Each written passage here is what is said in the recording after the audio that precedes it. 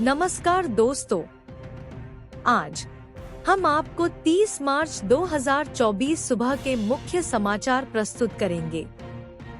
कृपया नीचे कमेंट करके बताएं कि आप किस क्षेत्र से हिमाचल न्यूज सुन रहे हैं। हिमाचल के विकास, पर्यटन और सामाजिक क्षेत्र की ताज़ा जानकारी के लिए हमारे चैनल को सब्सक्राइब करें और अपडेट के लिए हमें फॉलो करें। अपने समाचार वीडियो हमारे साथ साझा करें, चाहे वह स्थानीय घटनाएं हों, दिलचस्प कहानियां हों या कुछ भी रोमांचक हो, हम जानना चाहते हैं। बेझिझक अपने वीडियो लिंक छोड़े या हमें टैग करें। आइए जुड़े रहें और उन कहानियों को साझा करें जो मायने रखती हैं। समाचार नंबर 1, घर के भेदी को भेदना कांग्रेस की चुनौती। कांग्रेस के लिए उपचुनाव में बड़ी चुनौती एक भी सीट न गंवाने की है। उपचुनाव में अंदर और बाहर कांग्रेस का अपनों से ही मुकाबला होना है। जिन नेताओं ने कांग्रेस की टिकट पर चुनाव लड़ा था, अब पार्टी की लड़ाई उनसे ही होने वाली है। कांग्रेस के लिए बड़े खतरे की बात अब घर के भेदी से बचने की भी है। जो नेता भाजपा का चोला ओढ़ चुके हैं, वे कांग्रेस की ताकत और कमजोरी दोनों को अच्छी तरह से जानते हैं। पार्टी उन्हीं सीटों के लिए लड़ रही है जो 1.5 साल पहले पार्टी ने बड़े वोट शेयर से जीती थी। धर्मशाला में 2022 के विधानसभा चुनाव में कांग्रेस की तरफ से चुनाव लड़ते हुए सुधीर शर्मा को 27,323 मत हासिल किए थे, जबकि भाजपा के राकेश चौधरी को 24,038 वोट मिले थे। चुनाव में कांग्रेस 45 और भाजपा को 40% वोट शेयर रहा था।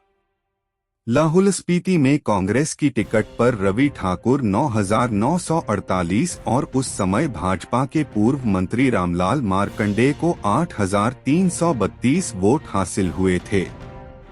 कांग्रेस के खाते में यहां 51.91% वोट आए थे। सुजानपुर में कांग्रेस की टिकट पर राजेंद्र राणा को 27,679 और भाजपा के रणजीत सिंह राणा को 27,820 वोट मिले थे। इस सीट पर कांग्रेस का वोट शेयर 49.79 तो भाजपा का 49.07% था। बड़सर में कांग्रेस की टिकट पर इंद्रदत्त लखनपाल को 30,293 तो भाजपा की माया शर्मा को 16,501 वोट मिले थे। कांग्रेस का वोट शेयर 48.16, जबकि भाजपा का 26.23% था। गगरेट से चैतन्य शर्मा को 40,767 तो भाजपा के राजेश ठाकुर को 25,082 वोट मिले थे। इस सीट पर कांग्रेस ने 61.15 तो भाजपा के खाते में 37.62% वोट आए थे। कुटलैहड़ में देवेंद्र भुट्टो को 36,636 वोट तो भाजपा के पूर्व मंत्री वीरेंद्र कंवर को 29,057 वोट मिले थे। कुटलैहड़ में कांग्रेस का वोट शेयर 54.84% तो भाजपा का 43.49% था। अब कांग्रेस के लिए इन सभी सीटों पर अपना मत प्रतिशत बरकरार रखना बड़ी चुनौती है। समाचार नंबर 2, बिलासपुर में ट्रांसपोर्ट नगर के लिए सिरे नहीं चढ़े प्रयास। एसीसी सीमेंट फैक्ट्री बरमाणा और बाग्गा स्थित अल्ट्राटेक कंपनी से संबद्ध हजारों ट्रक ऑपरेटरों को एक ही जगह तमाम सहूलियतें उपलब्ध करवाने के मद्देनजर ट्रांसपोर्ट नगर की दरकार है। हालांकि पूर्व की सरकारों के कार्यकाल में इस बाबत प्रयास जरूर हुए, लेकिन जितनी बार भी प्लान बने, वे किसी न किसी कारणवश सिरे नहीं चढ़ पाए। ऐसे में बिलासपुर जिला में सीमेंट कंपनियों के साथ ढुलाई कार्य के लिए अधिकृत ट्रकों को किसी उपयुक्त जगह तमाम सुविधाएं दिए जाने के मद्देनजर ट्रांसपोर्ट नगर की संभावनाओं को बल देने के लिए राजनीतिक ताकत की जरूरत है। जानकारी के मुताबिक बिलासपुर जिला में बरमाणा सीमेंट फैक्ट्री में ढुलाई कार्य के लिए लगभग 4,000 ट्रक अधिकृत हैं। जबकि बाग्गा स्थित अल्ट्राटेक कंपनी में भी जिला के करीब 2000 ट्रक हैं। हालांकि सोलन के दाड़ला घाट में स्थापित सीमेंट फैक्ट्री से हजारों ट्रकों का बिलासपुर जिला से ही आना जाना होता है।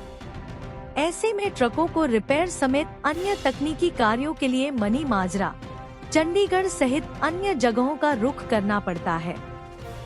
खासकर जिला के बरमाणा व बाग्गा में अल्ट्राटेक कंपनी के ट्रकों की सुविधा को ध्यान में रखते हुए जिला प्रशासन ने पहले घाघस के पास और बाद में जुखाला में ट्रांसपोर्ट नगर बसाने की योजना तैयार की थी। घाघस के पास खाली पड़ी सरकारी जमीन को अक्वायर किया जाना था, लेकिन उस समय की सरकारों की ओर से गंभीरता न दिखाए जाने की वजह से प्रोजेक्ट सिरे नहीं चढ़ सका।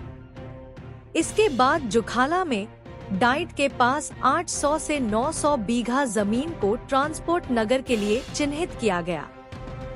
इस पर भी काफी कसरत हुई, मगर योजना ठंडे बस्ते में समा गई।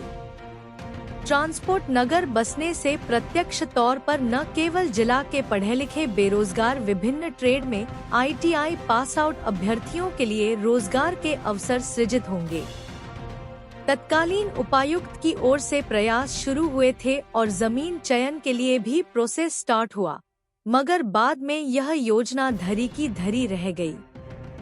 HDM घाघस के पास बसाया जाना था ट्रांसपोर्ट नगर। वर्ष 2006 में तत्कालीन कांग्रेस सरकार के कार्यकाल में घाघस के पास ट्रांसपोर्ट नगर स्थापित करने की योजना पर काम शुरू हुआ था। Town and country planning department की ओर से नक्शा इत्यादि बनाया गया था। यहां तक कि जमीन चयन की प्रक्रिया भी चली, मगर बाद में योजना ठंडे बस्ते में समा गई। बिलासपुर प्रशासन कर रहा कसरत। बिलासपुर प्रशासन ने सीमेंट कंपनियों में हुलाई कार्य के लिए संबद्ध ट्रक ऑपरेटरों की जरूरतों व सहूलियतों को देखते हुए ट्रांसपोर्ट नगर विकसित करने के लिए होमवर्क शुरू किया है।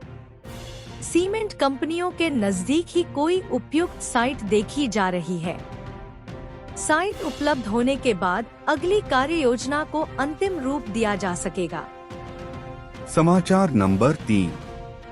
चुनाव से पहले जनता को झटका, दवाइयों की कीमतों में बढ़ोतरी। लोकसभा चुनाव से पहले आम जनता को महंगाई का हल्का सा झटका लगने वाला है। दरअसल 1 अप्रैल से दर्द निवारक, एंटीबायोटिक्स और संक्रमण रोधी दवाओं सहित अन्य आवश्यक दवाओं की कीमतों में इजाफा होने वाला है। राष्ट्रीय औषधि मूल्य निर्धारण प्राधिकरण NPPA ने 1 अप्रैल से आवश्यक दवाओं की राष्ट्रीय सूची में शामिल दवाओं की कीमतों में 0.0055% की सालाना बढ़ोतरी की घोषणा कर दी है। ये बढ़ोतरी थोक मूल्य सूचकांक में सालाना बदलाव के मुताबिक की गई है। इसमें कुछ पेनकिलर या दर्द निवारक दवाएं, एंटीबायोटिक्स और संक्रमण रोधी दवाओं सहित आवश्यक दवाओं की कीमतों में 1 अप्रैल से मामूली इजाफा देखने को मिलेगा। राष्ट्रीय फार्मास्यूटिकल मूल्य निर्धारण प्राधिकरण NPPA के हवाले से जारी नोटिस के मुताबिक थोक मूल्य सूचकांक में सालाना बदलाव के अनुरूप केंद्र सरकार ने आवश्यक दवाओं की राष्ट्रीय सूची के तहत दवाओं की कीमतों में 0.0055% की बढ़ोतरी के लिए इजाजत दे दी है। कीमतों में यह मामूली बढ़ोतरी पिछले साल दवा की कीमतों में 12% और 2022 में 10% की बढ़ोतरी के बाद दर्ज की गई है। नई कीमतों के दायरे में राष्ट्रीय सूची में शामिल 800 से अधिक दवाएं आएगी। जरूरी दवाओं की सूची में पैरासीटामोल, एंजिथ्रोमाइसिन, एंटीएनेमिया दवाएं, विटामिन्स, एस्टेरॉयड्स और मिनरल्स प्रमुख है। समाचार नंबर 4। प्रदेश में कब से है बारिश बर्फबारी के आसार, जानें। प्रदेश में विभाग की चेतावनी के बीच ज्यादातर क्षेत्रों में मौसम साफ रहा है। विभाग के अनुसार अधिकतम ऊंचाई वाले 1-2 स्थानों पर हल्की बारिश और हिमपात दर्ज किया गया है। शुक्रवार को धूप खिले रहने से तापमान में भी बदलाव देखने को मिला है। हंसा क्षेत्र में 5 सेंटीमीटर बर्फबारी दर्ज हुई है, जबकि इसके अलावा कोकसर, भरमौर, सलूणी, सांगरा, बजूणा, केलांग, भुंतर और गोंदला में बारिश हुई है।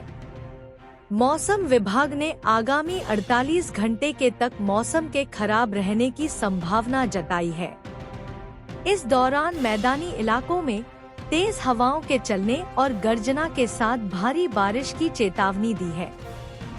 प्रदेश में ऊना में सबसे ज्यादा तापमान 35, शिमला 24.8, सुंदरनगर 31.5, धर्मशाला 26.8, नाहन 31.1, सोलन 30.4, मंडी 32.8, बिलासपुर 33.6, चंबा 29.6 व रिकांगपिओ 25.3 डिग्री सेल्सियस तापमान दर्ज किया है। प्रदेश में 168 सड़कें, 22 ट्रांसफार्मर ठप। प्रदेश में 168 सड़कें बंद हैं। इनमें सबसे ज्यादा 159 सड़कें लाहौल स्पीति में बाधित हैं। लाहौल में 22, उदयपुर में 18 और स्पीति में 119 सड़कों पर आवाजाही नहीं हो पा रही है, जबकि कुल्लू में 3, चंबा में 2, मंडी, शिमला और कांगड़ा में 1-1 सड़क बाधित हैं, जबकि 22 ट्रांसफार्मर बंद है। इनमें चंबा में सबसे ज्यादा 8 चंबा में बंद हैं। प्रदेश में अब तक 77 करोड़ रुपए के नुकसान का अनुमान लगाया है। इसमें पीडब्ल्यूडी को सबसे ज्यादा 70 करोड़ रुपए का नुकसान हुआ है। समाचार नंबर 5। सीएम ने अपने गृह जिला में बंद की मोबाइल पशु चिकित्सा सेवा। प्रदेश भर के पशुपालकों की सुविधा और दुग्ध उत्पादन को बढ़ावा देने के लिए गंभीर हुई सरकार ने मोबाइल पशु चिकित्सा सेवा शुरू की है। इसके तहत करीब 44 वेटरिनरी वैन एम्बुलेंस की नई शुरुआत पिछले दिनों की गई है। मुख्यमंत्री ने स्वयं 5 मार्च को शिमला से इस वैन को हरी झंडी दिखाई थी। प्रदेश के विभिन्न जिलों में ये वेटरिनरी एम्बुलेंस चल रही हैं, जिसका पशुपालकों को उनके घर द्वार पर लाभ भी मिल रहा है। लेकिन हैरानी की बात है कि 14 मार्च को मुख्यमंत्री के अपने ही गृह जिले में इन गाड़ियों को जिले के 4 उपमंडलों भोरंज, बड़सर, सुजानपुर और नादौन में चलाने के कुछ ही घंटों बाद अचानक रोक दिया गया। पशुपालन विभाग की ओर से जो कंपनी हायर की गई है, उस कंपनी ने बकायदा 3-3 कर्मियों का स्टाफ भी तैनात कर दिया था, लेकिन अब यह एम्बुलेंस नहीं चलाई जा रही। अब जिन बेरोजगारों को इस एम्बुलेंस के माध्यम से रोजगार मिला है, वे पिछले कई दिनों से कशमकश में हैं कि आखिर ये एम्बुलेंस दोबारा कब चलेंगी और यदि चलेंगी भी तो क्या उनको ही रोजगार पर रखा जाएगा या उन्हें भी हटा दिया जाएगा। हालांकि बताया यह जा रहा है कि 1 अप्रैल से हमीरपुर जिला में दोबारा इन वेटरिनरी एम्बुलेंस को चलाने की तैयारी की जा रही है। गौरतलब हो कि सुक्खू सरकार ने पशुपालकों को घर द्वार पर सहूलियत देने के लिए यह सेवा शुरू की है। इसमें किसी भी पशु के बीमार होने पर उन्हें 1962 टोल फ्री नंबर डायल करना होता है और पशुओं की सभी तरह की स्वास्थ्य सुविधा से लैस यह वैन आपके घर पहुंच जाती है। इसमें चालक के अलावा एक पशु चिकित्सक और एक फार्मासिस्ट मौजूद रहते हैं। 14 मार्च को हमीरपुर जिला के ताल से इन 4 गाड़ियों को अलग अलग उपमंडलों के लिए रवाना किया गया था, लेकिन कुछ ही देर बाद उनको रोकने के फरमान भी आ गए। कंपनी के जरिए रोजगार पर लगे युवाओं की माने तो आज तक उनसे यही कहा जाता रहा कि कुछ कागजी प्रक्रिया अधूरी रह गई थी, जिसके कारण इन्हें रोका गया, लेकिन अब 15 दिन हो गए हैं। समाचार नंबर 6। लोकसभा चुनाव को खुफिया एजेंसियां अलर्ट, बॉर्डर पर कड़ा पहरा। लोकसभा चुनाव को लेकर प्रदेश पुलिस और प्रशासन ने कमर कस ली है। शुक्रवार को पुलिस महानिदेशक संजय कुंडू ने चुनाव की तैयारियों को लेकर जिला सोलन व सिरमौर में बैठक की और अधिकारियों को दिशा निर्देश दिए। चुनाव के दृष्टिगत पुलिस प्रशासन ने प्लान तैयार कर लिया है। वहीं शराब सहित नशीले पदार्थों की तस्करी पर भी पुलिस नकेल कसेगी। लोकसभा चुनावों में जिला के बॉर्डर एरिया में पुलिस बल की तैनाती के लिए एक विशेष प्लान तैयार किया है और ज्यादा संवेदनशील क्षेत्रों में ज्यादा संख्या में पुलिस बल तैनात किया जाएगा। सुरक्षा व्यवस्था के लिए जहां अब पुलिस का पहरा बढ़ जाएगा, तो वहीं सीसीटीवी कैमरों के अलावा ड्रोन से भी शिमला पुलिस अपराधियों पर पैनी नजर रखेगी। इसके अलावा जिला भर में जिन लोगों के खिलाफ वारंट जारी है, उन लोगों को गिरफ्तार किया जाएगा। इनकी गिरफ्तारियों के लिए सभी थानों को निर्देश जारी कर दिए हैं। इसके अलावा सभी उद्घोषित अपराधियों की लिस्ट भी शिमला पुलिस की ओर से तैयार की जा रही है। डीजीपी संजय कुंडू ने कहा कि लोकसभा चुनाव शांतिपूर्ण व निष्पक्ष रूप से संपन्न करवाने के लिए पुलिस प्रशासन द्वारा व्यापक स्तर पर तैयारियां शुरू कर दी गई है। सोलन, सिरमौर और बद्दी का पुलिस जिला का क्षेत्र उत्तराखंड, हरियाणा और यूपी के प्रदेशों के साथ लगता है। ऐसे में इन जिलों में उचित प्रबंध किए गए हैं। तीनों जिलों सिरमौर, सोलन और शिमला में 22 बोटलिंग प्लांट्स है, जो कि ज्यादातर अंतर्राज्यीय सीमाओं पर स्थित है। 3 राज्यों के सीएम के साथ बनाई रणनीति। डीजीपी ने बताया कि खुफिया एजेंसियों को भी चाक चौबंद रहने के निर्देश दिए हैं, ताकि समय रहते जानकारी मिल सके।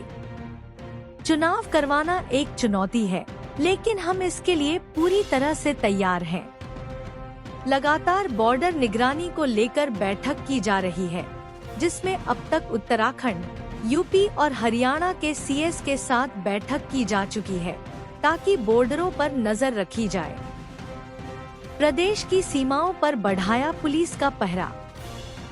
चुनाव के दौरान शराब प्लांट, शराब दुकानों और खनन को लेकर पुलिस फोर्स तैनात की जा चुकी है। दूसरी तरफ इंटर बॉर्डर और इंटर डिस्ट्रिक्ट बॉर्डर पर सीसीटीवी लगाए जा रहे हैं, ताकि ड्रग्स और शराब तस्करी पर नजर रखी जाए। जिला में चुनाव के दौरान यदि किसी व्यक्ति को कोई समस्या आती है या वो कोई शिकायत देना चाहता है, तो उसको लेकर जिला के एएसपी नोडल अधिकारी बनाए गए हैं, जो इन सब चीजों पर नजर बनाए रखेंगे। समाचार नंबर 7। शिमला में पुलिस ने धरे नशे के सप्लायर, 4 आरोपी गिरफ्तार। शिमला पुलिस ने नशा माफिया कड़ा प्रहार किया है। शिमला पुलिस ने 24 की कार्रवाई में 3 अंतर्राज्यीय चिट्टा तस्करों और मतियाना के पास एक चरस तस्कर को गिरफ्तार किया है। शिमला ने नशा तस्करों में हरियाणा के पूर्व पुलिस कर्मी के साथ 4 आरोपियों को गिरफ्तार किया है। बताया जा रहा है कि नशे की खेप के साथ पकड़े गए आरोपी मेन सप्लायर हैं। पुलिस की जांच में खुलासा हुआ है कि आरोपियों ने नशे की खेप छुपाने के लिए कार को मॉडिफाई करवाया था कि पुलिस को चिट्टा ढूंढने में 4 घंटे का वक्त लग गया। एसपी संजीव गांधी के आने के बाद शिमला पुलिस ने जिला भर में नशा माफिया पर पूरी तरह से शिकंजा कस दिया है। शिमला पुलिस ने इस साल में 3 माह में 120 ड्रग पेडलरों को गिरफ्तार किया है। शिमला पुलिस ने आईएसबीटी शिमला के पास दिल्ली के एक युवक को 17.58 ग्राम चिट्टे के साथ गिरफ्तार किया है। आरोपी की पहचान पकंज निवासी दिल्ली उम्र 27 साल के रूप में हुई है। इसके अलावा शिमला पुलिस ने मतियाना के पास एक युवक को 447.42 ग्राम चरस के साथ गिरफ्तार किया है। आरोपी की पहचान करण बहादुर खत्री उम्र 35 साल निवासी गांव तीर तहसील खियोग जिला शिमला के रूप में हुई है। इसके अलावा शिमला के ठियोग उपमंडल के तहत फागू में पुलिस ने हेरोइन के साथ 2 अंतर्राज्यीय तस्करों को गिरफ्तार किया है। पुलिस ने आरोपियों के कब्जे से 5 लाख रुपए की कीमत की हेरोइन बरामद की है। चिट्टे के साथ पकड़े गए दोनों आरोपी हरियाणा के रहने वाले हैं और कार में सवार होकर हेरोइन बेचने की फिराक में थे। ठियोग पुलिस की टीम को गुप्त सूचना मिली थी कि हरियाणा नंबर की स्विफ्ट डिजायर कार में सवार 2 लोग नशे की तस्करी में संलिप्त हैं और कुफरी से ठियोग की तरफ जा रहे हैं। इस पर पुलिस ने फागू के पास नाका लगाकर कार को निरीक्षण के लिए रोका और तलाशी के दौरान कार सवार 2 युवकों से 49.10 ग्राम हेरोइन बरामद किया। अंतर्राष्ट्रीय बाजार में इसकी कीमत 5 लाख रुपए है। तस्कर इस हेरोइन को छोटी छोटी मात्रा में आगे बेचने की फिराक में थे और हेरोइन का सौदा करने जा रहे थे। पुलिस ने हेरोइन के साथ कार सवार 2 लोगों को गिरफ्तार किया है। आरोपियों की पहचान मनोज कुमार 32 निवासी गांव मिताथल तहसील भिवानी हरियाणा और अनिल कुमार 41 निवासी गांव सिंघवा खास तहसील नारनौंद हिसार हरियाणा के रूप में हुई है। नशा माफिया पर कड़ी कार्रवाई। एसपी शिमला संजीव गांधी का कहना है कि पुलिस नशा माफिया के खिलाफ कड़ी कार्रवाई कर रही है। एसपी ने कहा कि पुलिस ने नशा माफिया के साथ पकड़े गए आरोपियों के खिलाफ एनडीपीएस एक्ट के तहत केस दर्ज कर आगामी कार्रवाई शुरू कर दी है। समाचार नंबर 8। हिंदू और मातृशक्ति विरोधी है राहुल गांधी। मंडी से भाजपा प्रत्याशी कंगना रनौत ने कहा है कि राहुल गांधी हिंदू विरोधी हैं और वह हिंदुओं की मातृशक्ति को खत्म करना चाहते हैं, लेकिन मंडी की जनता और राष्ट्रवादी सोच कांग्रेस के मंसूबों को कभी पूरा नहीं होने देगी। टिकट मिलने के बाद शुक्रवार को अपने गृह क्षेत्र सरकाघाट के भांवला में अपने चुनाव प्रचार अभियान की शुरुआत करते हुए चुनावी जनसभा में कंगना रनौत ने कहा कि प्रधानमंत्री नरेंद्र मोदी के नेतृत्व में भाजपा इस बार 400 पार के आंकड़े को पार करेगी और देश विरोधी सोच का खात्मा होगा। उन्होंने कहा कि कांग्रेस देश विरोधी है और राहुल गांधी हिंदू विरोधी हैं। कहते हैं कि हमने हिंदुओं की शक्ति को समाप्त करना है। क्या वह हमारी मातृ शक्ति को खत्म करना चाहते हैं? उन्होंने कहा कि जब मुझे टिकट मिला तो कांग्रेस को हजम नहीं हुआ और उनकी एक महिला नेत्री कहती है कि मंडी की बेटियों के क्या भाव हैं? क्या कांग्रेस यहाँ की बहन बेटियों का भाव लगा रही है? ऐसी सोच इनकी ही हो सकती है। कंगना ने नरेंद्र मोदी को लीडर बताते हुए कहा कि उनके सुपरविजन में वह बेस्ट करेंगी। उन्होंने कहा, विकास हमारा सबसे अहम मुद्दा है और हमारे लीडर नरेंद्र मोदी हैं। कंगना ने कहा कि आज पूरा देश देख रहा है कि प्रदेश की जनता मुझे कितना प्यार करती है। कैसे मेरे प्रदेश की जनता ने अपनी बेटी का स्वागत किया है। मेरे दादाजी यहाँ विधायक थे और उन्होंने अपना जीवन यहाँ के लोगों की सेवा में लगा दिया। मैं जीत कर आई तो आपकी सेवा में कोई कमी नहीं छोड़ूंगी।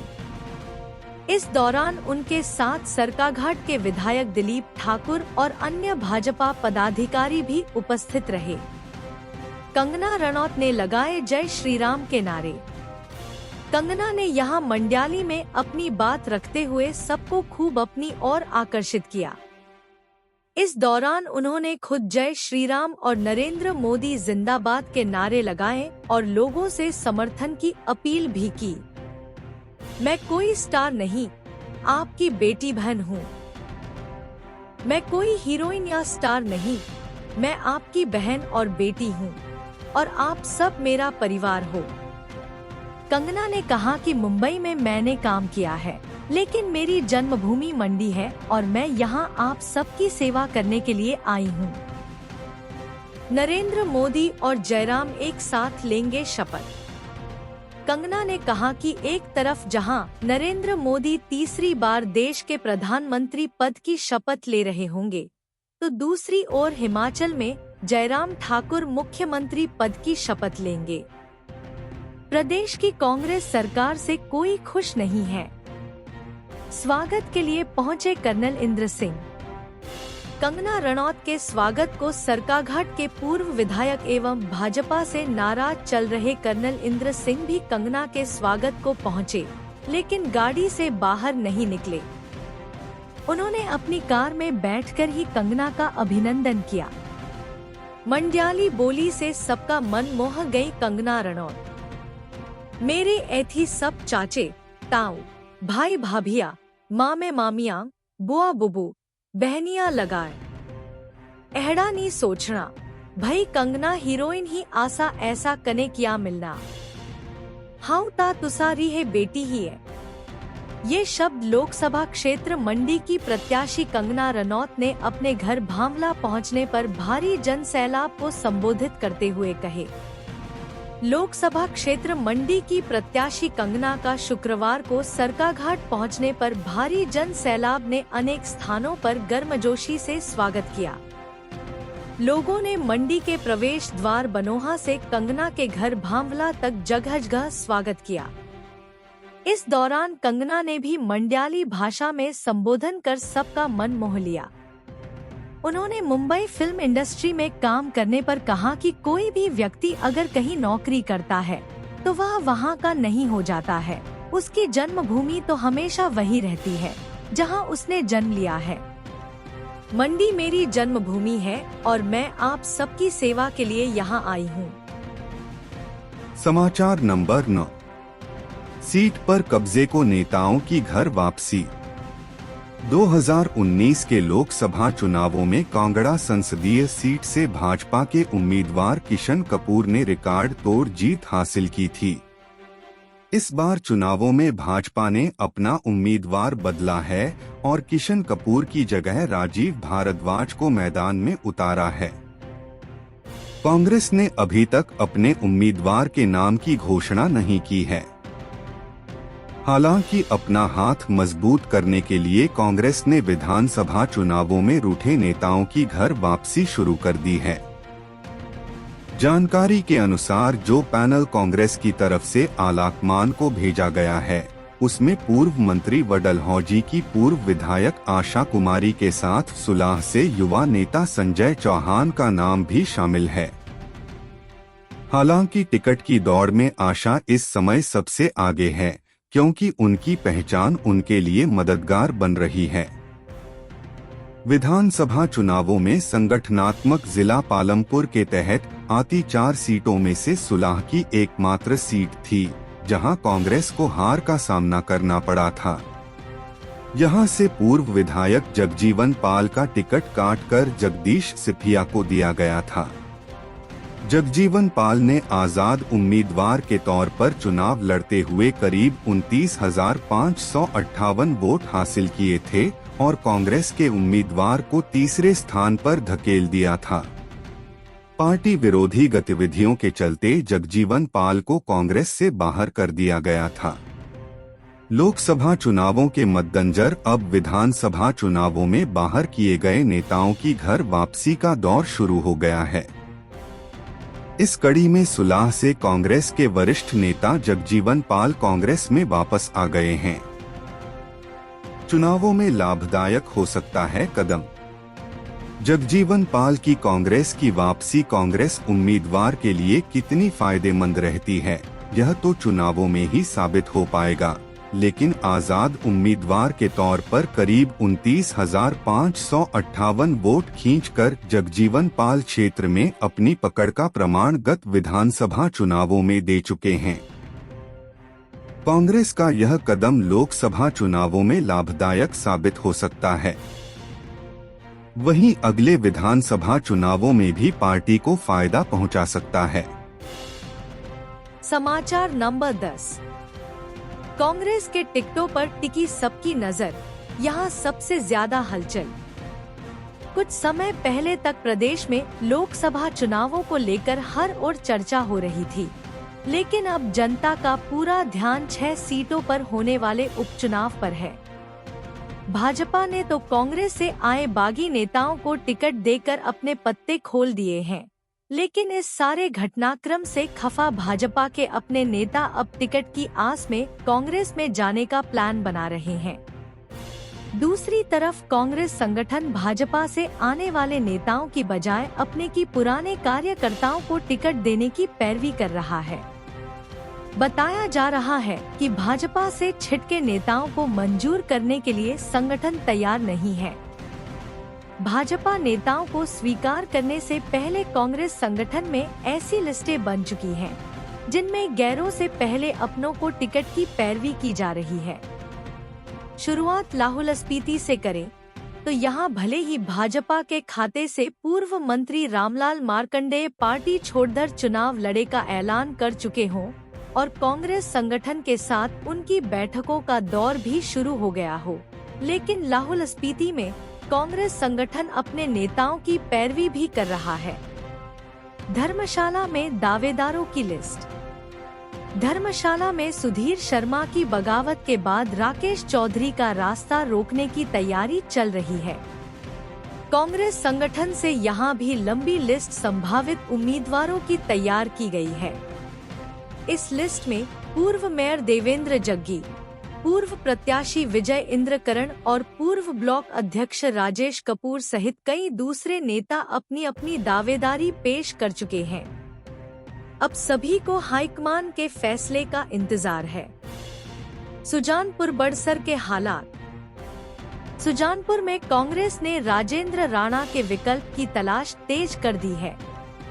यहां कांग्रेस को फायदा भाजपा के पूर्व प्रत्याशी रणजीत सिंह राणा के निर्दलीय चुनाव लड़े से मिल सकता है। कांग्रेस के लिए बड़सर की हालत भी सुजानपुर से जुदा नहीं है। यहां ब्लॉक को भंग किया जा चुका है। कांग्रेस ने यहां से भी संगठन के भीतर से ही किसी नेता को मैदान में उतारने की पैरवी की है। गगरेट कुटलहड़ में भी कई नाम। सबसे रोमांचक स्थिति गगरेट विधानसभा में है। ब्लॉक कांग्रेस ने 5 लोगों के नाम टिकट के लिए प्रस्तावित किए हैं। इनमें से एक नाम भाजपा छोड़ चुके पूर्व विधायक राकेश कालिया का भी है। कांग्रेस की लिस्ट में अन्य नाम पूर्व मंत्री कुलदीप कुमार, रमन जसवाल, अश्वनी ठाकुर और ब्रजेश डोगरा के शामिल हैं। इस लिस्ट पर अंतिम फैसला कांग्रेस हाईकमान को करना है। बात कुटलहड़ की करें तो यहाँ भले ही भाजपा में बगावत के सुर मुखर हो रहे हों और पूर्व मंत्री वीरेंद्र कंवर नाराज चल रहे हों, लेकिन कांग्रेस संगठन यहाँ किसी भी बाहरी नेता को स्वीकार करने के लिए तैयार नहीं है। समाचार नंबर 11। बेटी ने मां की अधूरी इच्छा को बनाया संकल्प। स्वर्गीय प्रो सिम्मी अग्निहोत्री की अधूरी इच्छा को संकल्प बनाकर उनकी बेटी डा आस्था अग्निहोत्री अपने पिता उप मुख्यमंत्री मुकेश अग्निहोत्री के साथ माता चिंतपूर्णी का आशीर्वाद लेने हरोली से पैदल यात्रा पर निकली। गुड फ्राइडे के दिन उन्होंने गोंदपुर जयचंद में अपने निवास से सुबह करीब 8 बजे चिंतपूर्णी मंदिर के लिए यह पैदल यात्रा आरंभ की और देखते ही देखते हजारों की तादाद में लोग उनके साथ सहयात्री हो गए। बता दें कि प्रो सिम्मी माता चिंतपूर्णी की अनन्य भक्त थीं। अपने पति उप मुख्यमंत्री की हर चुनावी जीत के बाद वह घर से पैदल माता के दरबार माथा टेकने जाती थीं। उन्होंने 12 फरवरी को हरोली में अपने घर पर माता चिंतपूर्णी का जगराता रखा था। इसी सिलसिले में हेग अकादमी ऑफ लॉ से उच्च शिक्षा ग्रहण कर रही उनकी इकलौती बेटी डा आस्था अग्निहोत्री भी घर आई थी, मगर दुर्भाग्य से जगराते से 2 दिन पहले 9 फरवरी को प्रो सिम्मी का अकस्मात निधन हो गया। उनकी अधूरी इच्छा को अपनी प्रेरणा बनाकर डा आस्था अपने पिता के साथ भावुकता से भरी इस आस्थामयी पैदल यात्रा पर निकली है। वहीं पूर्व मंत्री कुलदीप कुमार, पूर्व विधायक राकेश कालिया समेत राजनीतिक जगत के साथ साथ सामाजिक क्षेत्र के हर तबके के लोग भी इस यात्रा में शामिल हुए। यहां से गुजरी यात्रा शुक्रवार को आस्था कुंज गोंदपुर जयचंद से आरंभ हुई पैदल यात्रा गोंदपुर बुल्ला, भड़ीपारा, दुलहड़, हीरानगर, हीरा, हलेड़ा, कुबोवाल, थाकरा, पालकवाह, भदौड़ी, हरोली, समनाल, रोड़ा, सैंसोवाल, धर्मपुर, कांगड़, बढ़ेड़ा, सलोह, धालुवाल, भदसाली, ईसपुर, पंडोगा होते खड्ड पहुंची। खड्ड में रात्रि ठहराव के बाद शनिवार को यात्रा आगे बढ़ेगी। समाचार नंबर 12। मंडी में जयराम ही होंगे कंगना रनौत के तारनहार। फिल्म अभिनेत्री कंगना रनौत को टिकट मिलने के बाद मंडी सीट पर पूर्व मुख्यमंत्री जयराम ठाकुर ही अब तारनहार होंगे। प्रदेश की चारों सीटों में से एकमात्र यही सीट है जहां पर भारतीय जनता पार्टी के पास सबसे ज्यादा 12 विधायक हैं। इसी सीट पर कांग्रेस के पास सबसे कम 4 विधायक रह गए हैं। बगावत के कारण लाहौल स्पीति में रवि ठाकुर अब विधायक नहीं है और भाजपा की टिकट पर उपचुनाव लड़ रहे हैं। विधानसभा चुनाव में 2022 में मंडी जिला में 10 सीटों में से धर्मपुर को छोड़कर सभी 9 सीटें भाजपा ने जीत ली थी। इससे पहले जिस लोकसभा उपचुनाव में प्रतिभा सिंह की जीत हुई थी, उसमें भी मंडी जिला में भाजपा ने अपने प्रतिरोध को साबित किया था।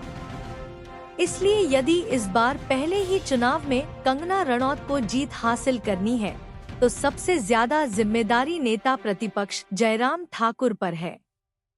उनके लिए भी यह प्रतिष्ठा का चुनाव है। जयराम ठाकुर के लिए टिकट से इग्नोर किए गए पुराने नेताओं को साथ लेना चुनौती रहेगी। उन्होंने खुद पूर्व सांसद महेश्वर सिंह के घर जाकर कोशिश भी की है। उनके अलावा अजय राणा, पूर्व प्रत्याशी रहे ब्रिगेडियर खुशहाल ठाकुर और चमन कपूर इत्यादि भी नजरअंदाज हुए हैं। पूर्व सांसद महेश्वर सिंह ने भी संकेत किया है कि उन्हें वरिष्ठतम नेता का झुनझुना पकड़ाकर बात नहीं बन सकती। वह भाजपा हाई कमान से जवाब का इंतजार कर रहे हैं। वर्तमान में कांग्रेस के पास कुल्लू से सुंदर सिंह ठाकुर, मनाली से भुवनेश्वर गौड़े, रामपुर से नंदलाल और किन्नौर से जगत सिंह नेगी विधायक हैं, जबकि मंडी जिला की 9 सीटों के अलावा कुल्लू के बंजार, आनी और चंबा के भरमौर में इस समय भाजपा के विधायक हैं। कांग्रेस से चुनाव लड़ सकते हैं डा मार्कंडेय। लाहौल स्पीति में उपचुनाव के टिकट से नजरअंदाज हुए पूर्व मंत्री डा रामलाल मार्कंडेय भाजपा छोड़े का मन बना चुके हैं। संभावना है कि वह कांग्रेस पार्टी से चुनाव लड़ सकते हैं। उनको मनाने की कोशिशें सफल नहीं हो पाई हैं। सूत्रों से मिली जानकारी के अनुसार मार्कंडेय हिमाचल कांग्रेस प्रभारी से मुलाकात कर चुके हैं और मुख्यमंत्री के वापस लौट के बाद आगे का फैसला होगा। हम अपने राज्य के विकास में योगदान देने में गर्व महसूस करते हैं और हमें उम्मीद है कि आने वाले दिनों में हमें और भी अच्छी खबरें मिलेंगी। इन खबरों को अधिक लोगों तक पहुंचाने के लिए कृपया हमारा कंटेंट शेयर करें, हमारे चैनल को सब्सक्राइब करें और अपडेट के लिए हमें फॉलो करें। इसके अलावा बेझिझक अपने विचार कमेंट्स में शेयर करें। आपका सहयोग हमें और भी बेहतर काम करने में मदद करेगा। धन्यवाद।